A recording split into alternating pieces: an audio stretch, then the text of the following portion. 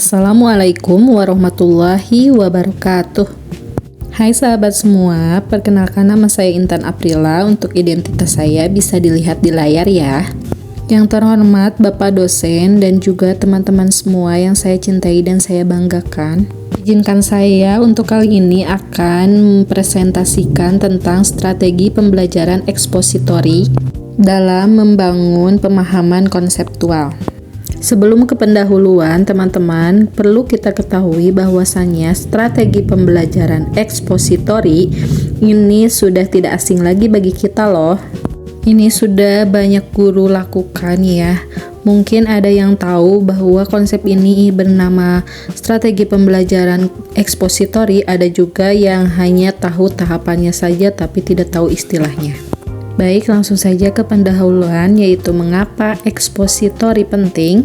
Baik teman-teman, kita sama-sama baca dulu ya bahwasannya strategi pembelajaran ekspositori adalah pendekatan yang menekankan pada penyampaian informasi secara verbal oleh guru kepada siswa dengan tujuan agar siswa dapat menguasai materi pelajaran secara optimal.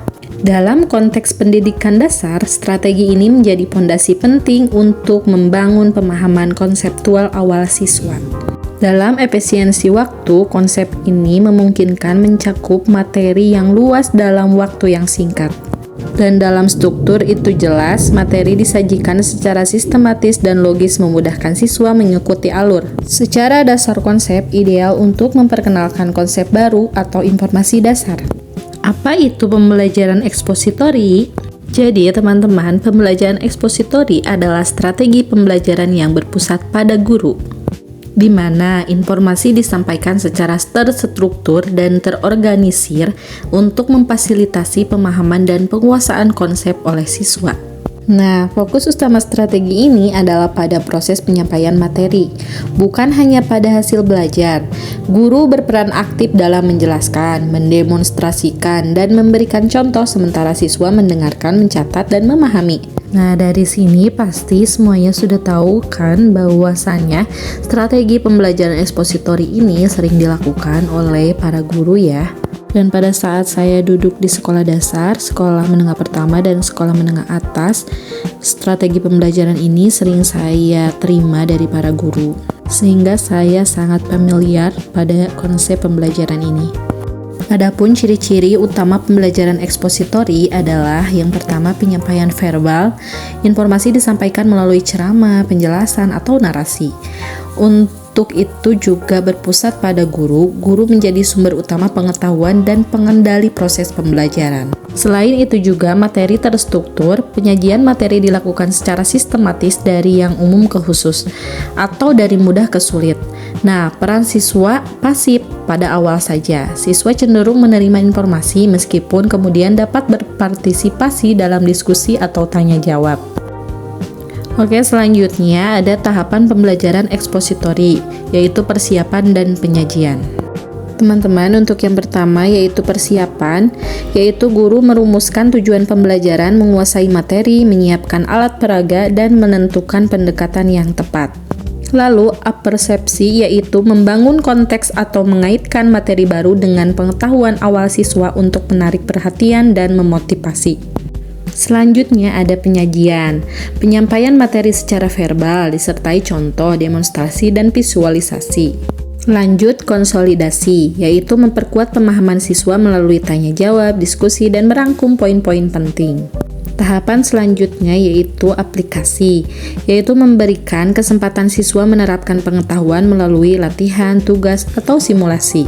Nah, untuk tahapan terakhir ada evaluasi, yaitu mengukur tingkat pemahaman dan penguasaan siswa terhadap materi yang telah diajarkan. Kapan strategi ekspositori efektif digunakan? Strategi ini paling efektif dalam situasi tertentu, terutama saat materi baru atau kompleks perlu diperkenalkan secara sistematis. Jumlah siswa terlalu banyak untuk diskusi mendalam. Juga waktu terbatas untuk menyampaikan informasi penting. Siswa belum memiliki pengetahuan dasar tentang suatu topik. Dan yang terakhir, memperkenalkan konsep-konsep abstrak yang membutuhkan penjelasan mendalam. Dan teman-teman, ternyata strategi pembelajaran ekspositori ini memiliki keunggulan dan juga keterbatasan.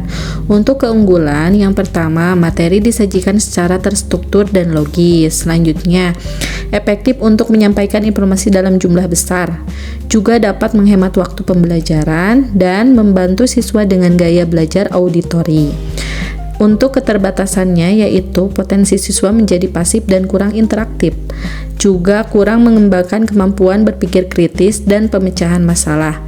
Selanjutnya, kesulitan beradaptasi dengan gaya belajar siswa yang beragam. Dan untuk yang terakhir, evaluasi cenderung berfokus pada ingatan bukan pemahaman mendalam.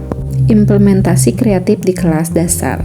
Untuk mengatasi keterbatasan, pembelajaran ekspositori dapat dikombinasikan dengan metode lain.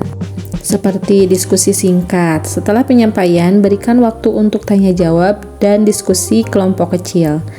Selanjutnya ada visualisasi aktif. Gunakan alat peraga, video, atau simulasi interaktif. Juga cerita dan analogi. Jelaskan konsep dengan kisah atau analogi yang relevan dengan dunia anak-anak. Selanjutnya ada kegiatan kelompok. Berikan tugas aplikasi singkat setelah penyampaian materi.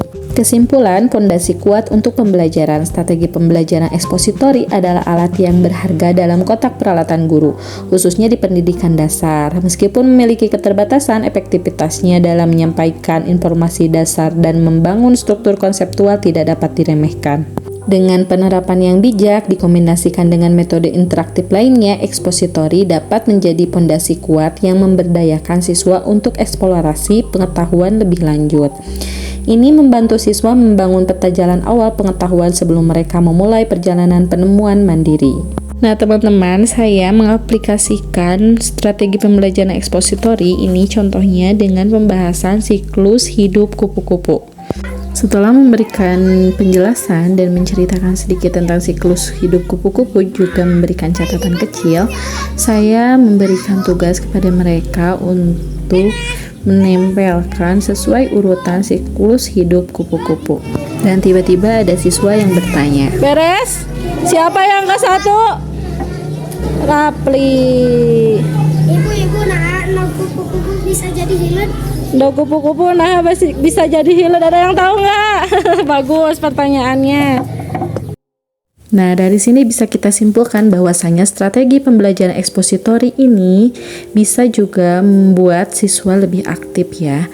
Asalkan kita bisa cermat bagaimana kita menempatkan strategi atau tahapannya.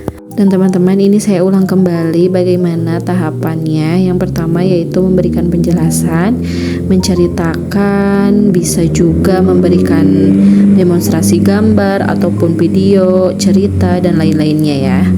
Kemudian mencatat, dan yang terakhir pemberian tugas. Sekian presentasi dari saya, kurang lebihnya mohon maaf. Wassalamualaikum warahmatullahi wabarakatuh.